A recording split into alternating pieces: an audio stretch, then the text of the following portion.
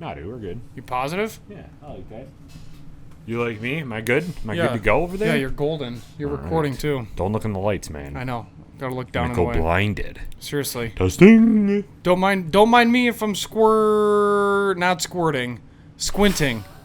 Jesus Christ, I'm not even drunk yet.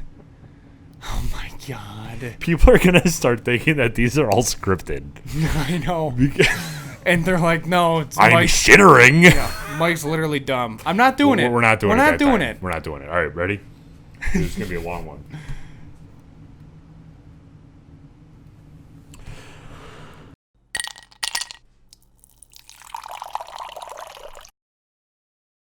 Well, welcome back to another episode of the Buffalo Happy Hour. Mike, can you see me? Kind of. I left work and I had to get my eyes tested 5 years ago in May. So May 2015, I got LASIK done. So every year I go for my checkup where they basically test your eyes to make sure you're good so that if you have to have any adjustments later down in your life, you're able to. So it was my annual checkup, and they dilated my pupils, and because we Say want that again. Yeah. So it's either they dropped something in my eye that was a liquid, or I had a ton of mushrooms before I came here. But they, this kind of sucks, man. Goodness. So they basically test the pressure in your eye. They look all around your eye. Put your head lower. So They it blocks the sun. Yeah, we're here. There you go. We're out here. Then they make you stare at a hot air balloon, and then they basically just like do some autofocusing things. And then once they're done testing your cornea depth to make sure that if they have to re-zap your eyes with a laser, you're able to, your eye can actually take it. Then they numb your eye with numbing drops, and then they dilate your eye, your pupils. So they give you two more drops after the initial sets of drops. You sit there for like 20 minutes and bake, and then they walk in, and then the doctor does all these other light tests to make sure your eyes are good to go. What was your vision before you got LASIK? Do you remember like your 2020 or something like that? Well, 2020 is perfect, Yeah. so I definitely was not that before LASIK. I don't remember what the actual numbers were, like 8120 or something obnoxious, but Really? my prescription was like 3.75 and 3.5 or 3.65. It was I terrible. don't know what any of that means. It's I have 2020. there's so many things going on in my mouth right now that I can't speak. It's your prescription. So your prescription is a number and a decimal, and then it basically the higher the number, the worse your eyes are. So I was at a 3.75 in one eye, and then I'm fairly certain it was like a 3.5 or a 3.6 in the other eye, and then now I'm 2015 now. Oh, really? Yeah. So better than perfect. Yeah. What does that even mean? Like, is that just because people rate, or your eyes are rated on like a close and distance, right? Yeah. Like you can have glasses and contacts that are better for farsighted and nearsighted. Correct. So what do the 2020 mean? Obviously one's each eye, but like, is it the lower the number is, the better you can see close? Correct. That wouldn't make sense though. Distance. The smaller the lower the number, the better your vision is distance wise. So what about If people? I understand that correctly. So what about people that can't see near? Then they're farsighted. So then they have really good vision long but not close. I was nearsighted, so I had really good vision up close, but I had really bad vision as I looked down the road. So, which I feel is most common. Yeah. I think more people are nearsighted than farsighted, but LASIK literally changed my life. So what were you doing before? Contacts and glasses and stuff, or did you just do glasses? I got glasses in third grade. And Really? Then, Third grade? Oh, yeah, dude. I was blind as a bat. And then I just walk into walls. Things were fine. And then once I started playing football, I switched into contacts. But after, I think, like 2 years of playing football, it was 2 years into playing football, I actually got contacts. And that actually changed my whole life because then I was able to do a ton of other stuff. It helped in the Army. And then when I got LASIK in 2015, I felt so awesome, dude, because you could wear sunglasses and not have any issues with, like, do I put my sunglasses over my glasses, or what if I fall asleep with contacts in and they are literally suction cupped to my eye and I got to peel them off? It's terrible. Like that sounds like such a bad time. Oh, yeah, it's the worst. And then if you go somewhere, you got to pack it. you got to make sure you pack your saline solution and enough contacts in case something does happen. You always got to bring your spare glasses in case you bend them because you ran into a tree like I always used to do. Isn't there like something with astigmatism and stuff too, where sometimes your eyes can just start crying out of nowhere? Is that what astigmatism is? I have zero idea what I'm talking about. Yeah, there's a ton of stuff that can happen to your eye, and then all of that can dictate if you can get LASIK and or PRK. But that's what the free consultation's for. They basically take an in-depth look at your eye and then determine what's best for you. So it's a good time. Back when I was doing like lawn care and stuff, I'm pretty sure I was weed whacking and a rock came in and just nailed my eye. So like every time I look, like if I'm scanning a room, I could see like this line follow where my eye's going because I'm pretty sure I damaged my eye. But that's nothing that like LASIK can fix. So I'm just screwed. Just whatever. I'll die at a young age. We're good. I mean, it might be worth getting checked out. Yeah.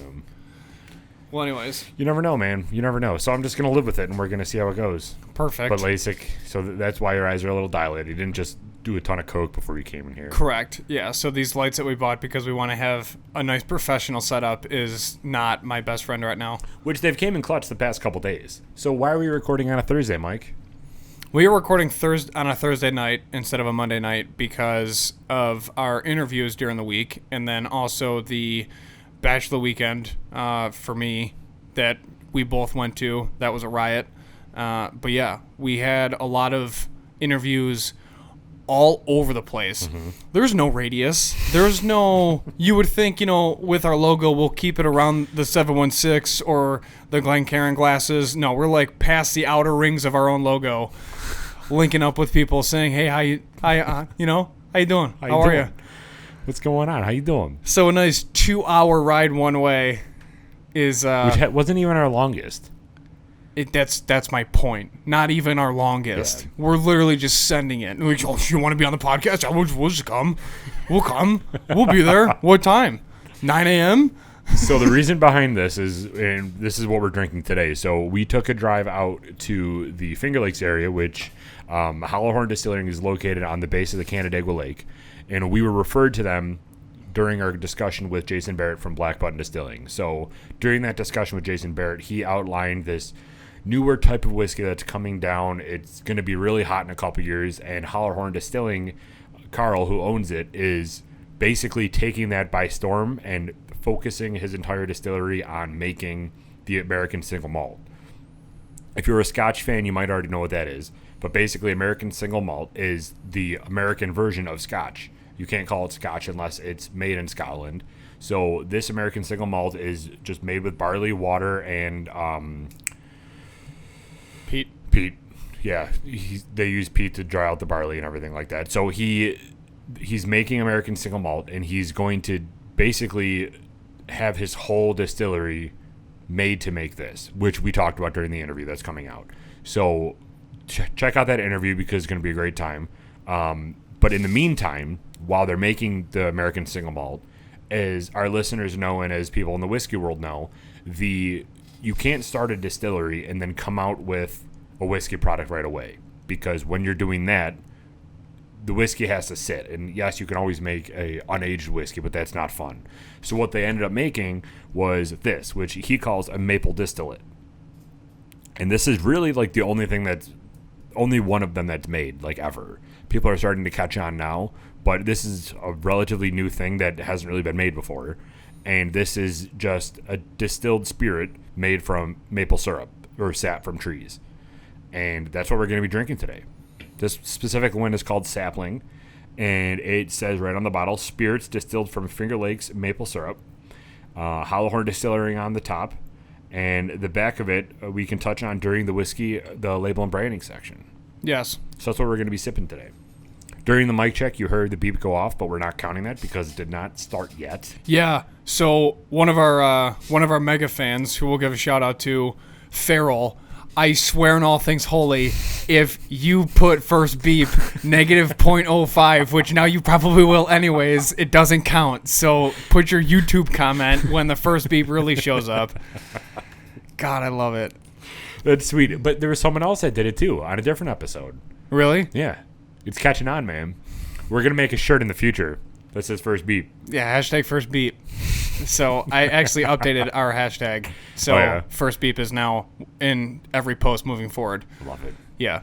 Love it. So thanks, Farrell. So, yeah, we've done a lot, and that's why we're recording on a Thursday rather than a Monday, because to start the week off, we were camping in the woods. Tell them about it, man. How was your bachelor weekend? Did you have fun? Had a blast. Didn't sleep. We'll get to that. But yeah, so essentially the Rona impacted our wedding twice. So we postponed it twice and then said, screw it. Let's still get married. So this is going to be the last time I'm on camera without a ring. And essentially, we picked a Sunday, made it work. We're doing a intimate, very, very small ceremony to officially get married this summer, like we were supposed to. And then because of that, we didn't change the bachelor weekend from my standpoint. So her bachelorette changed a little bit, but not too much. So bunch of us went into the woods. We got 2 cabins right outside of Allegheny State Park. So shout out to Allegheny because it's local for everybody in a 6-mile radius. And basically hung out in the woods, made a fire with lighter fluid, and then continuously used lighter fluid.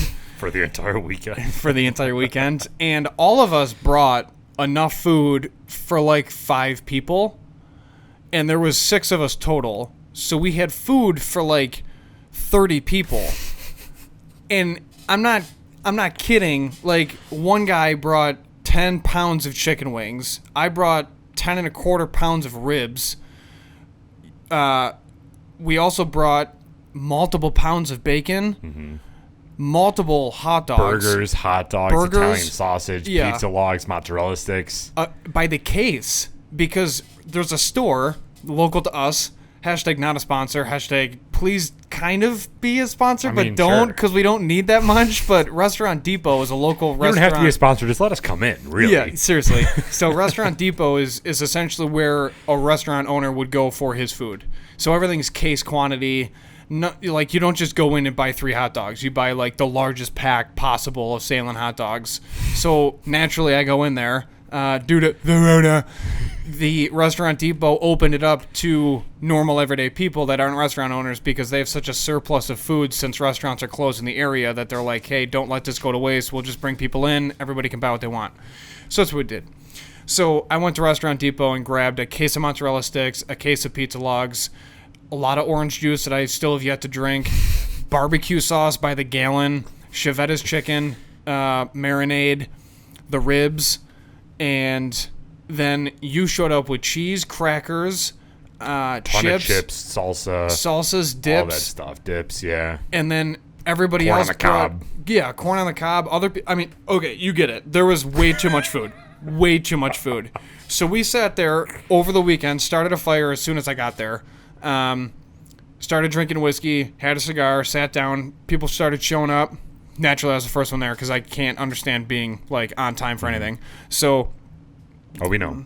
Yeah, and then I did decent today though. Yeah, you did. And then everybody showed up and they're like, "Well, are you hungry?"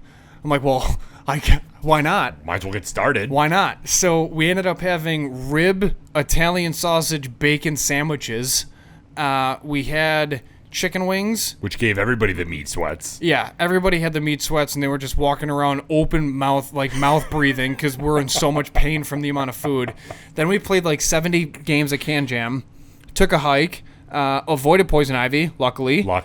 And soon as I stepped during that hike, so as all of our listeners know too, Mike had poison ivy not too long ago.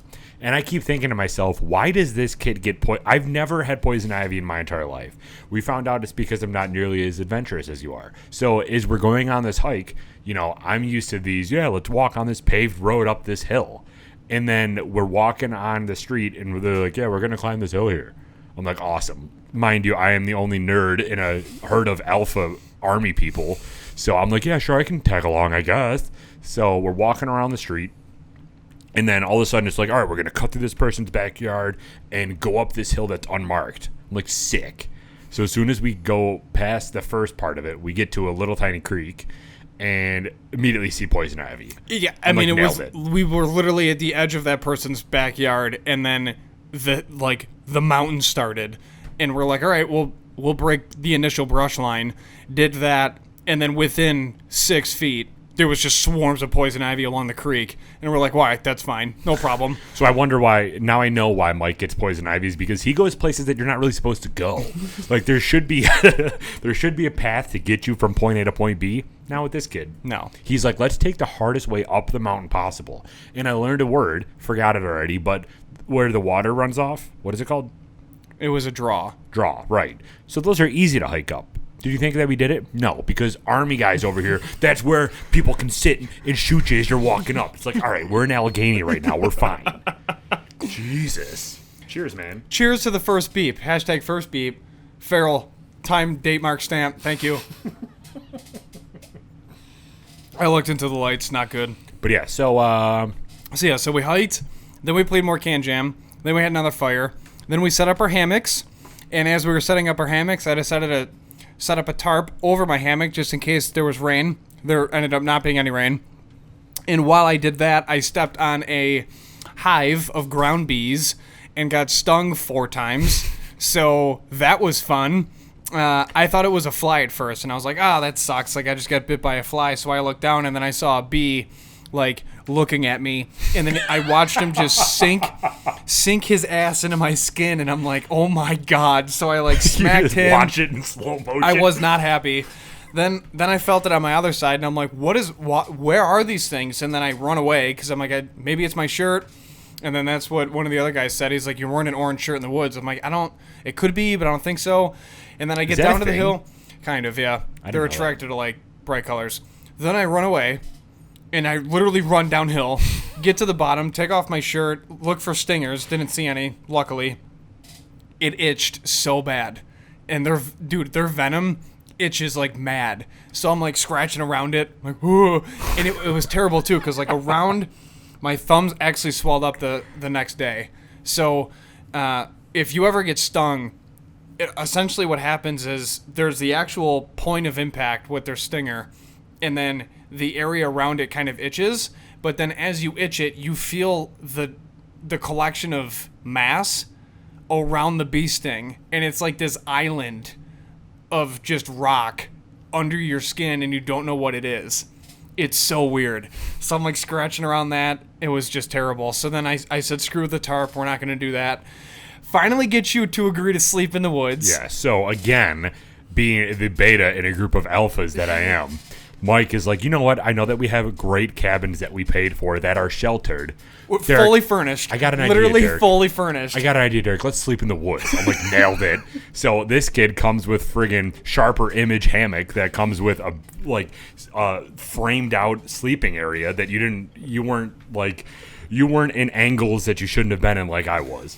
So we set up your hammock, which was a very beautiful hammock. It had poles for the feet and for the head that kept him like straight. And I was sleeping on my side. Yeah, and I'm sleeping like I'm in a banana peel. My knees are touching my nose, and I'm like, this is not comfortable. Also, mind you, I was a loser and did not bring a sweatshirt, so it was also 50 degrees that night. So I brought the comforter from the sheltered cabin that we deserted to bring it up to the mountain for us to sleep in. So anyway, luckily my banana peel had a mosquito net, so I didn't have to worry about mosquitoes, which was great. The other person did not, which sucked. Brian, I'm sure you got bitten up like crazy. But anyway, so we're sleeping there.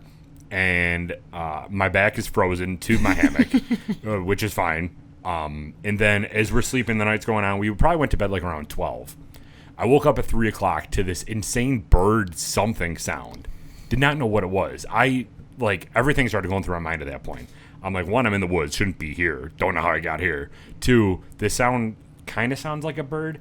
We're also kind of in private property, so I don't know if this is some dude making a bird call that he's a hunter and he's going to shoot us in the hammock because he thinks that we're something else. Everything was running through my mind. So I'm like, yo, Mike, wake up. And I felt terrible for like the next hour after that. I'm like, I broke his sleep, whatever.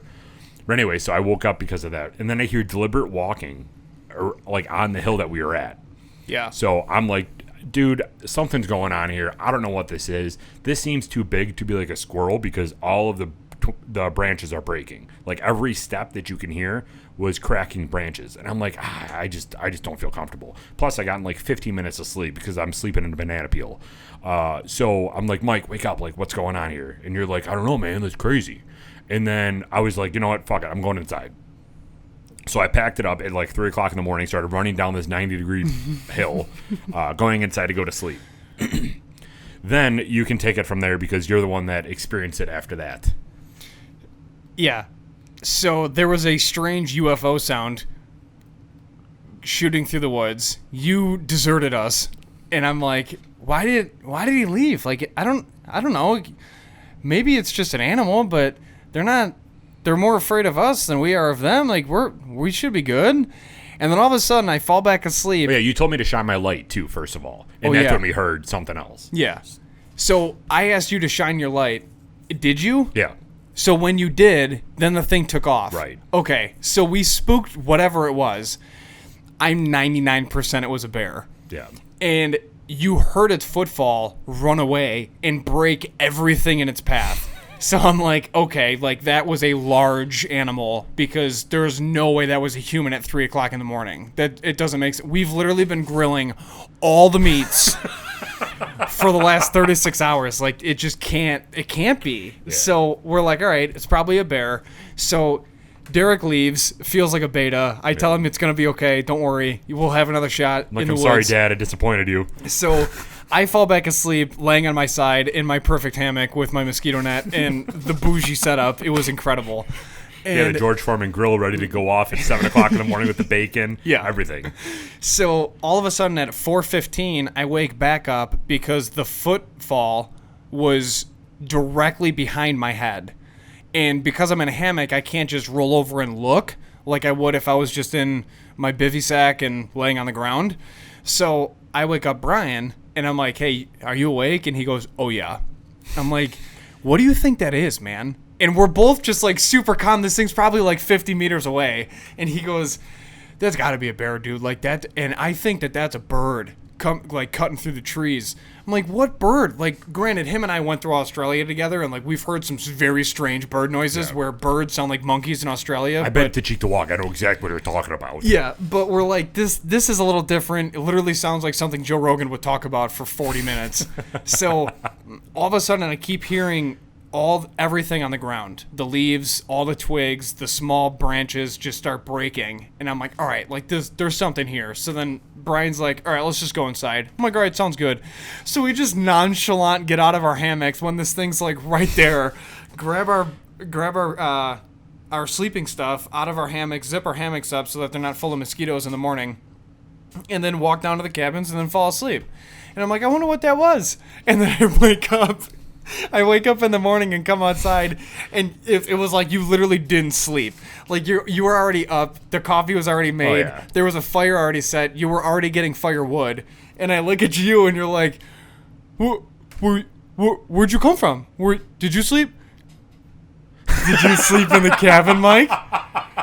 And you literally looked like SpongeBob when he found out that Squidward likes Krabby Patties. And I started laughing. I'm like, yeah, at about 4:15, 4:30, we turned it in because we didn't know what it was, and we weren't going to risk it. And then you're like, well, all right, good, because let me tell you something. I felt like the biggest beta for, like, waking you up and going inside. I'm like, dude, it's not that big of a deal. So then we were laughing about it, and you were, like, shook because you had no idea what it was. We still don't know what that thing is. But it had to be a bear. After, like, I thought that it was at first, but I wasn't going to throw something out there and you're like, dude, that's easily a raccoon. Can you stop being such a loser? Yeah, but they're not that, like... Well, I know that. They're way too light on their feet. Sure, yeah. But I didn't want to throw that out there and then you and Brian think that I'm just like this idiot that has never been outdoors before in my life. Like, yeah, Derek, that's a branch that fell. That's not a bear, you idiot. So as soon as, like, the morning came... I was looking for you guys up there because it was like 9 o'clock, and I know you wake up mad early. Yeah. So I'm like, this is so weird for Mike not to be up there. He probably died from this bear because I still thought that you were up there. And I look up and I don't see anything in the hammock. I'm like, what the hell, man? What's going on? It was a good time. And then you come out of the cabin, and then we obviously talked for like the next 50 minutes about how it was probably a bear. But yeah, so I'm never sleeping outside in a hammock ever again. But it was a good time while it lasted. It was a really good 3 hours. It was a very good 3 hours. Would you stop? we're gonna figure out a way when we're not broke to go on a vacation to the Caribbean, and we're gonna chill out in a hammock in the Caribbean. Well, and that's the thing too, is our cabin was beautiful. It was a beautiful area, but there weren't any trees near our fire pit. If we had trees near our fire, I would have totally slept outside that whole night. But we were not kidding. It was a 45-degree incline going up this hill, and we have our hammock strung across trees, whereas if my $20 Amazon hammock snapped, I would barrel roll down the hill and probably impale myself with some sort of branch. So this was not like the ideal camping position. Let me tell everybody that right now. It was amazing. It's not like we were right outside the cabin. No, we were like a couple paces up a hill where we shouldn't have been. There was barbed wire places and everything. All right, I'm good. I'm good. Never again. Just kidding. We'll probably do it again. But we've talked about wanting to do this like every year because that'd be fun just to go out there and just be outside and forget everything. Granted, we weren't that far away from Ellicottville. We weren't far away from Salamanca. So if we needed something, we can go. And we did. Witnessed a mugging. So that was fun. The guy got jumped. That's a mugging. Sure. Yeah, probably. It was probably gang related. Yeah. And is there like a huge gang presence in Salamanca? I almost made a really, really bad joke, but I'm not doing it. I'm not doing it. Wamapoke would not be happy. No. So we went to this because I had extremely bad acid reflux or some sort of thing going on. So we went to a convenience store and there was cops and everything there. We're like, nice, nailed it. Yes. It's a really good spot that we decided to stay at. All we knew was that some dude got jumped outside of the gas station that luckily had Tums to get you through the night because you had the hiccups and it was just too much. That was bad. But it gave me the opportunity to get some ice cream at midnight, so I was happy. I was like the main character in heavyweights. I gained 5 pounds that weekend. Dude, it was so much food. I came back and I stepped on the scale. I'm like, whoa, easy there. Yeah, Colleen asked me, so she meal preps, and she's like, what do you want for lunch? I'm like, grilled chicken, collard greens, brown rice, bell peppers, and nothing. Like, literally no seasoning, no dressing. Give me the most raw version of food and veggies that you can put in a container. And then she just thought I was weird, and I feel great now. But I needed a straight detox. Yeah. It was nothing but meat. We didn't even have, like... Luckily, we had condiments, but we had, like, no sides. The only side we had was more meat. Yeah. It was Texas Day Brazil for the entire weekend. And like my thing was, let's bring something healthy. I was gonna bring salad. Nope. Macaroni salad and potato salad, which are equally as unhealthy as meat is. Yeah, and that only lasted one meal. And then we followed it up with 40 pizza logs and mozzarella sticks each. Because we had a case of each. So normally when people eat like a daily meal, you have breaks in the middle. No, man. Not us. Not this weekend. The only break that we had was me sweating everything out when we climbed that hill. Yeah. But that was it. There was food all the time. Yeah. We were bringing stuff out for people to eat so we didn't have to take stuff home. I was like, please eat these chips. I'm not bringing them home. I still have a ton of cheese upstairs. What am I going to do with all this stuff? Just have a fire. Well, yeah. But we only have like 4 weeks of summer left. I know. That's why I'm wearing this tropical shirt, trying to bring out the sun. Because I saw this post today. It said 4 weeks until leaves start turning, 8 weeks until you could potentially start seeing snow, and like 12 weeks until Christmas or something stupid like that. Like, that just made me so depressed. Well, hopefully global warming kicks in and we have like no snow this year. There you go. I hope so, you know. It'll help our golf game. Yeah. Oh, yeah. I went to the driving range yesterday during lunch. That was fun. How'd you do? Good. I shanked every single one of them. Sick. No, it was good. I just want to get out more, dude. We got to get out more. Once we pod full time, we'll be out every day. In 12 years? Yeah, that's fine. Yeah. You know how good our game will be in 12 years? Probably I know. Similar to what it is now. Probably. We'll kill it. But yeah, so that was our extremely fun weekend, camping outside of Allegheny, and highly recommend anybody go there because it was a good time. Yep. Then we went to Hollerhorn, which is literally the same terrain. It was stunning. Hung out with Carl. I didn't know how stunning that area of the Finger Lakes was. You think of the Finger Lakes being obviously lakes, but the area that we were was so hilly and like countryside-y that it didn't seem like a touristy Finger Lakes region. It seemed like a really desolate town of Naples, which it is. It was beautiful. It's amazing. Like, there's people know each other for the road they live on, because there's not that many. True. And then, like, the family farms that they run, it's perfect. It's a sanctuary. And everybody there is super nice, and they're really smart. They work really well with their hands. Like, they figure it out. Yeah. Carl did everything. Literally. Yeah, it was sick. Yeah. So listen to the interview. It went live on Friday, so check it out. Carl was a great guy. He gave a ton of information specifically around that American single malt like we talked about. And also the area itself and the distillery that he owns is breathtaking.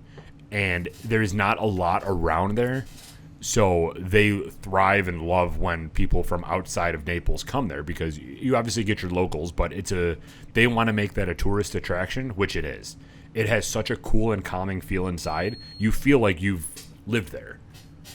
It was awesome. Yeah. They opened summer of 2018. Yeah, it's pretty short. They've done a lot of work Yeah. since summer 2018. That's insane. Yeah. Because the inside of that place is stunning. Yeah, which makes sense why they still don't have a whiskey. Yeah. They want to age it for a little bit. So Yeah. So we got this, and in a little bit we'll be doing the rating. So yesterday we also did another interview with Angelo Marinelli. Not Italian. It was a good time, wasn't it? Yeah, it was amazing. He goes by the name Idlo. If anybody knows of him, he's a singer, songwriter, producer in the Buffalo area, traveled to Los Angeles, and now is back in Buffalo trying to revitalize the Buffalo music scene. Basically, and that one will be airing in the beginning of September because we just have so many interviews going on right now. He's an awesome guy. He's so down to earth, very humble, and just wants to provide upcoming musical artists or anybody that needs a space to record a spot that he was never given when he was starting because of just like the availability of resources. So he's doing a great job, and if you're excited for that or know somebody in the music industry that wants to record, hit that subscribe button, and as soon as that goes live, I believe it will be on September 11th, as soon as that goes live, tune in, because it's a great interview where we talk a ton about motivation and how to get from point A to point B when you don't feel like you have enough resources, but you just make it work. Yeah. It was sick. You were getting juiced that whole interview. Way too juiced. Yeah. Way too juiced. Because I didn't even want to talk about what he did anymore. Yeah. I was like, music is sweet, but we got to hammer this right now. And he's the kind of guy where if you start on a topic, you can just go right down the rabbit hole. Yeah. And before you know it, it's like Thursday, and you link up on Monday. Mm-hmm. But you just don't want to leave. You just want to hang out with him and then just create. It's sweet. Yeah, so that's sick. So more collaboration between our podcast and him in the future. Yeah. So stay tuned to what that means, because there's some exciting stuff in the works. Per usual. Absolutely. So no cocktail section, because this is such a new thing. It's its own. We should at least touch on it. So Yeah. essentially, the TBB, because they changed their name, right? Who? The feds Oh, yeah. that regulate all that. that. It's like TBB or whatever. They keep changing their name. But anyways, this is considered like other because it's literally a specialty. It's one of one. No one really does this yet. They're trying to figure this out. It's alcohol from maple syrup, and it's 84 proof. 80 proof. It's 80 proof. This is 80, yep. So I love this. Yeah. So it's not an overbearing amount of maple syrup, but it's still got like some bit of a burn that you're used to with whiskey. Yeah.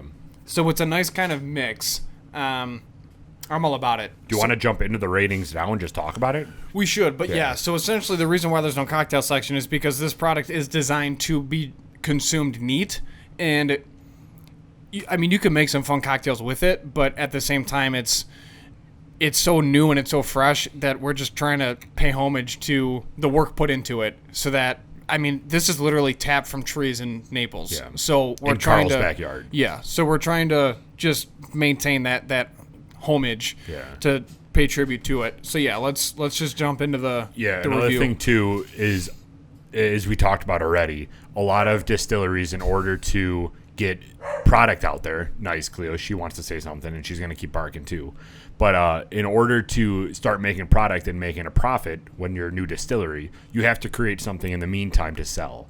Most distilleries go to vodka, and he openly said vodka is not my thing. I don't want to do vodka. I don't want to be another distillery. So let's make something completely different and start selling that. So that's where this thought process came from to make this. Yeah.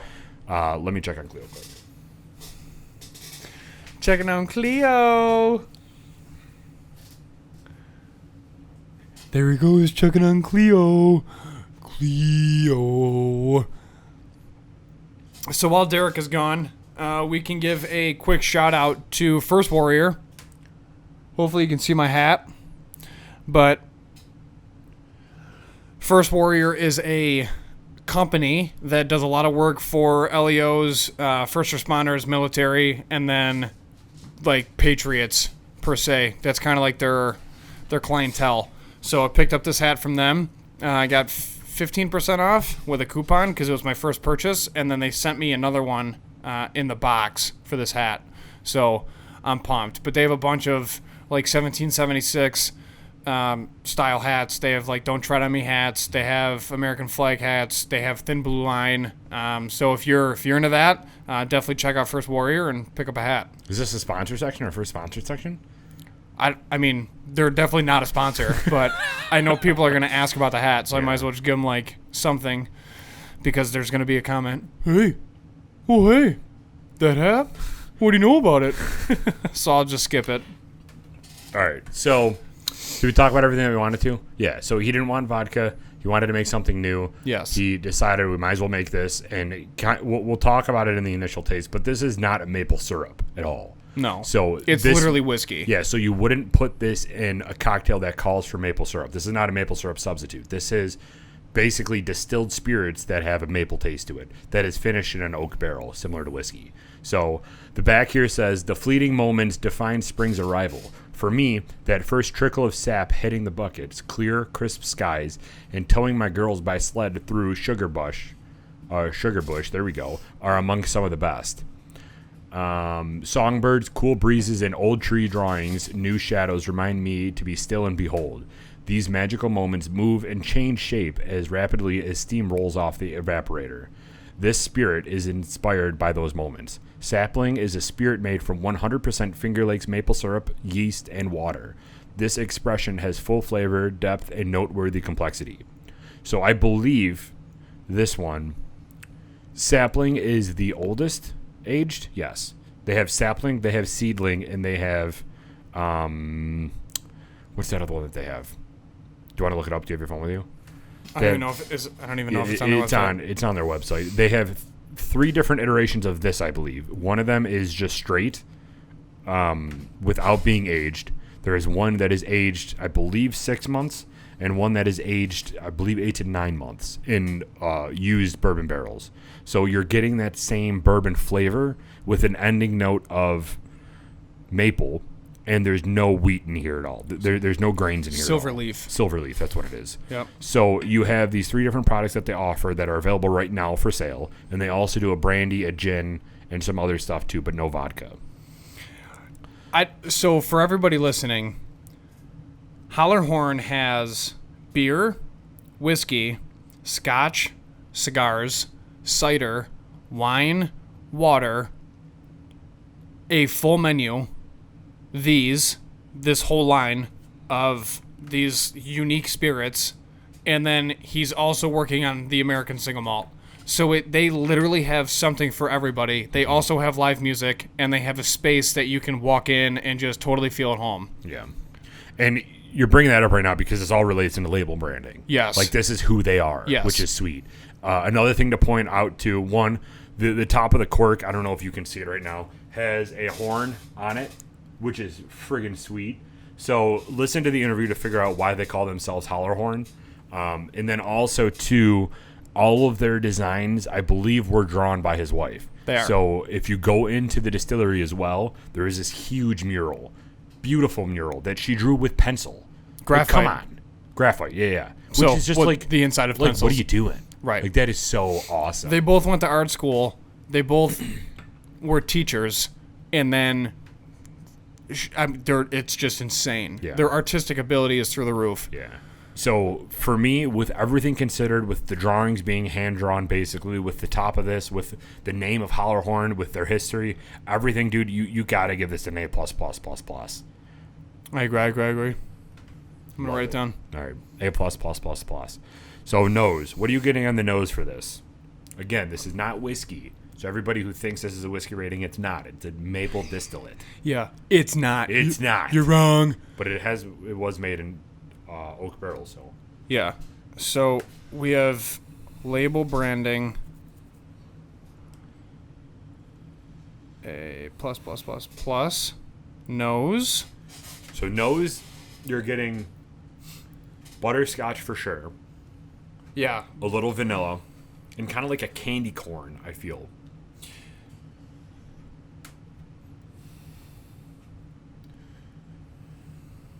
I'm not getting any maple on the nose. No, I'm not. Which is what I like about this. Because you would think that it being a maple distillate, it would be overbearing. But it's not. Yeah, so honey It's not. and then butterscotch. Honey, butterscotch, and for the rating, I'm going to go A++ as well. I like it. Jesus Christ. Initial taste.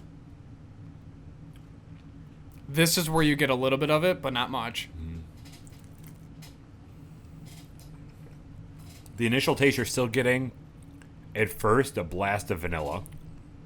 And it's a smooth, yet still slightly overpowering vanilla. Mm-hmm. But it's good. Yeah. And then you get the butterscotch at the end of the initial taste. And it flirts with the beginning of the ending note. Yeah. So initial taste, I would give this an A++. Yep. You get a little bit of a burn. It's a very, very high hug. Mm-hmm. But yeah, it kind of stays in your mouth. It doesn't even go to your throat. Not at all. Yeah. The highest hug. And then it kind of trickles and pops down your throat. And it's just... It's so unique. I mean, it's not like anything else. So, and it's not super oily either, as you can tell. Yeah. So for the ending note, though, I'm picking up... That's where your maple's coming in. But again, it's not an overbearing maple.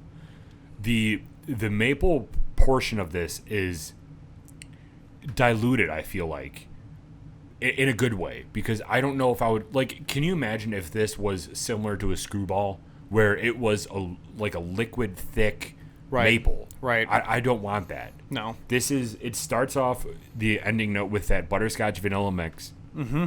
It goes down with a maple and kind of like a honey, because it does get more... I don't want to say thick, but it gets more prevalent in the back end that you're drinking something that's maple. Yeah. It gives you that satisfaction of having a maple-like drink. I'm gonna move honey from initial taste to the ending note, because that makes way more sense. And then you have the vanilla with the butterscotch up front. Absolutely. It's just really, really good. This kind of has, like, if you think, and this is going to sound interesting, but if you think of mixing bourbon and tequila and then adding a little bit of maple, that's kind of what this tastes like to me. It's this crossbreed between the two that nobody ever knew existed or never knew that they wanted, but everybody wants it. Yeah. What else on the ending note are you picking up other than honey? Maple.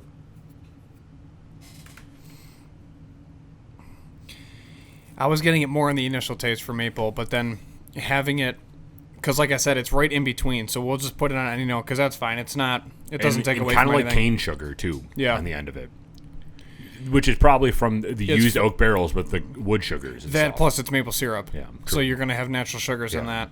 So we'll put sugar. Ending note rating, I'm going to go A++ as well. Mm-hmm. A++. And then for the final rating... I agree.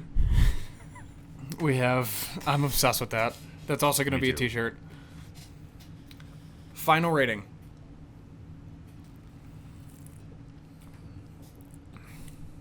I could drink this all day. Yeah, and it's not even...